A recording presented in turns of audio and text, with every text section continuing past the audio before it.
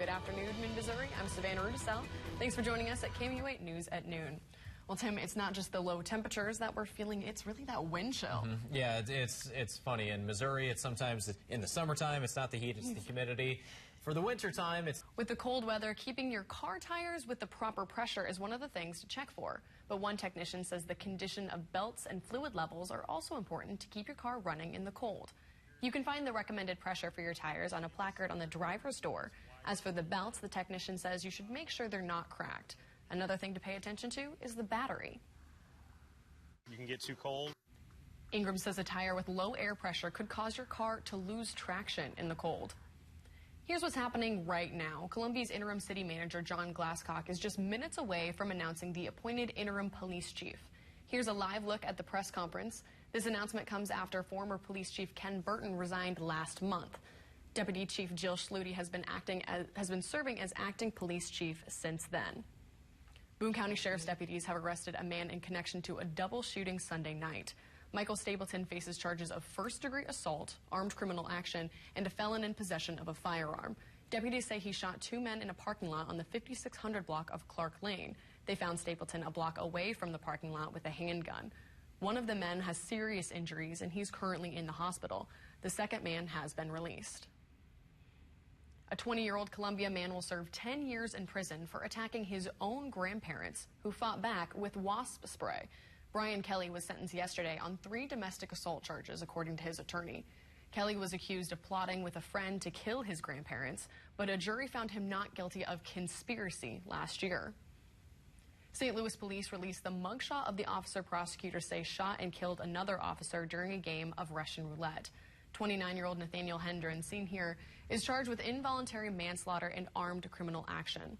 Hendren graduated from Moberly High School in 2008. KMU8 spoke to Hendren's former classmates. They say they're surprised the Afghanistan veteran acted this way. I mean, I didn't think too. Hendren played football and baseball as a Spartan. Former classmates say he was popular with a good sense of humor. His former football coach emailed us and said he never had any issues with Hendren, adding he's praying for his former student and his family. For the first time, the St. Louis mayor is speaking out about the shooting death of Caitlin Alex. Here's what she had to say. I'm very disturbed, but it did. In Houston, 4 police officers are recovering from gunshot wounds. The officers found themselves under fire when they went to a suspected drug house. Now, the community is in outrage and in support of the police. NBC's Gabe Gutierrez has the latest. We have multiple officers shot. Enough is enough. The lead agent has now been shot 4 times in his career. One of the officers has just been released from the hospital. 2 are in good condition and 2 others are critical. We have new numbers today on the impact of the government shutdown on the National Transportation Safety Board. The NTSB says the 35-day shutdown stopped the agency from sending investigators to 22 accidents involving 30 deaths. One of those deadly accidents was this January 3rd crash near Gainesville, Florida, that killed 7 people, including 5 children. The agency says it will now begin investigations, but evidence may have been lost that could prevent finding a cause. Longtime friend and political advisor to the president appeared in federal court in Washington today. Roger Stone faces a long list of charges related to the Russia investigation, but he has pleaded not guilty to all of them. His charges include lying to Congress, obstruction, and witness tampering. Following his arrest Friday, Stone has been on a media blitz defending himself and slamming investigators. They're trying to criminalize. Stone is the 6th Trump associate charged in the special counsel's Russia investigation. The White House is dismissing any connection to the president. We'll have more details on this weather coming up, but first you're taking a live look over Jefferson City. KMU8 News at noon will be back after this. Smiling faces as the National Zoo and museums on the National Mall reopened this morning after the government shutdown. As NBC's Adam Test reports, visitors and workers were excited.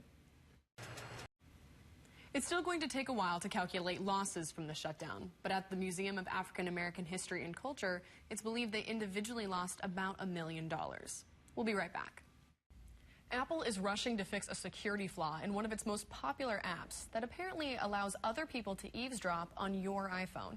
The problem is with Apple's popular FaceTime app, specifically the group call function. A number of users online have been able to use it to listen in on other people's phones without them knowing. NBC's Joe Fryer reports.